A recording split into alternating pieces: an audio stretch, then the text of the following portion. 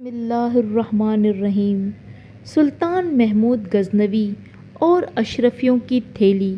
محمود غزنوی کے زمانے میں غزنی کے ایک قاضی کے پاس اس کے ایک دوست تاجر نے اشرفیوں کی ایک تھیلی بطور امانت رکھوائی اور خود کاروبار کے لیے دوسرے ملک چلا گیا۔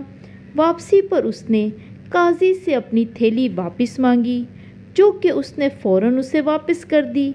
تاجر تسلی کر کے اپنی تھیلی اپنے ساتھ لے گیا۔ گھر جا کر اس نے وہ تھیلی کھولی تو اشرفیوں کی بجائے اس تھیلی میں تانبے کے سکے تھے۔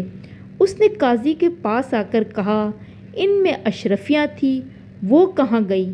قاضی نے جواب دیا، بھائی جس طرح تم بند تھیلی مجھے دے گئے تھے، میں نے اسی طرح تمہارے حوالے کر دی۔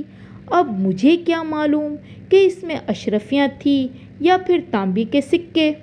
تاجر اپنی یہ فریاد لے کر سلطان محمود غزنوی کے پاس گیا اور سارا واقعہ سلطان کو سنایا۔ سلطان سمجھ گیا کہ تاجر سچ کہہ رہا ہے۔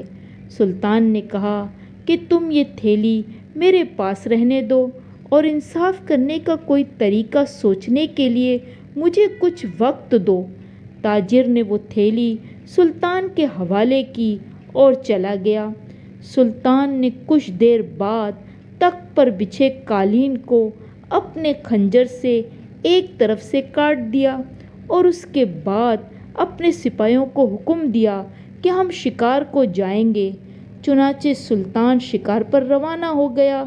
سلطان کی روانگی کے بعد جب وزیر تمام امور کی نگرانی کرنے لگا تو وہ یہ دیکھ کر حیران رہ گیا کہ تخت شاہی کا قالین ایک طرف سے کٹا ہوا ہے۔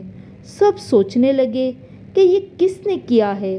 شکار سے واپسی پر 3 دن کے بعد جب سلطان کو یہ پتہ چلے گا کہ قالین کٹ گیا ہے تو خدا جانے کس کی شامت آئیں گی۔ وہ یہ بات ابھی سوچ ہی رہے تھے کہ ان میں سے قاضی صاحب بولے، کیوں فکر کرتے ہو؟ احمد رفوگر کو بلاؤ، وہ ایسا بنا دے گا کہ بادشاہ کے فرشتوں کو بھی خبر نہ ہوگی کہ کبھی یہ قالین کٹا تھا۔ چنانچہ احمد رفوگر کو بلا کر اس سے کہا گیا کہ جس قدر جلد ہو سکے قالین کی اس طرح مرمت کر دو کہ کوئی یہ جان نہ سکے کہ اسے رفو کیا گیا ہے۔ احمد رفوگر نے یہ کام 2 دن میں مکمل کر دیا۔ تیسرے دن سلطان شکار سے واپس آیا تو اس نے قالین کو صحیح سلامت پایا۔ بادشاہ خود نہ جان سکا کہ اسے کہاں سے رفو کیا گیا ہے۔ سلطان نے اپنے وزیروں سے کہا، یہ قالین کاٹ کر مرمت کروایا گیا ہے۔ وزیروں نے قسمیں کھائی کہ عالی جاں ایسا نہیں ہوا ہے۔ اس پر سلطان نے کہا، میں نے خود اس قالین کو کاٹا تھا، بتایا جائے کہ کس کاریگر سے اسے رفو کروایا گیا ہے۔ بادشاہ کو بتایا گیا کہ یہ کام اتنی مہارت سے احمد رفوگر نے کیا ہے۔ سلطان نے احمد کو بلایا اور وہ تھیلی دکھا کر کہا، دیکھو یہ تھیلی کبھی تمہارے پاس رفو کے لیے تو نہیں آئی تھی۔ پہلے تو احمد رفوگر نے گھبرا کر انکار کر دیا، مگر جب سلطان نے سختی سے پوچھا تو اس نے کہا، جی ہاں، یہ تھیلی فلاں قاضی صاحب میرے پاس لائے تھے۔ یہ تھیلی عموماً چاروں طرف سے پیک ہوتی ہے، لیکن قاضی صاحب جب اس تھیلی کو میرے پاس لائے تو یہ تھیلی ایک طرف سے کٹی ہوئی تھی۔ انہوں نے مجھے اس کے رفو کرنے کو کہا، جسے میں نے فوراً کر دیا۔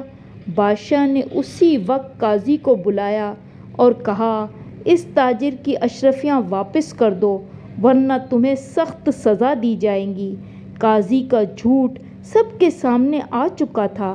قاضی وہ تمام اشرفیاں فوراً اس تاجر کو واپس کرنے پر آمادہ ہو گیا، جو کہ بادشاہ نے اس تاجر کے حوالے کر دی اور قاضی سے کہا، تم ایک اہم عہدے پر بیٹھ کر خیانت کرتے ہو۔ پھر سلطان نے اس قاضی کے خلاف مقدمہ چلایا اور اسے سخت سزا دلوائی۔ اگر آپ ہمارے چینل پر نئے ہیں تو پلیز لائک، اور سبسکرائب لازمی کیجیے گا تاکہ دلچسپ کہانیاں آپ کو بر وقت ملتی رہیں۔ ملتے ہیں ایک نئی کہانی کے ساتھ۔ اللہ حافظ۔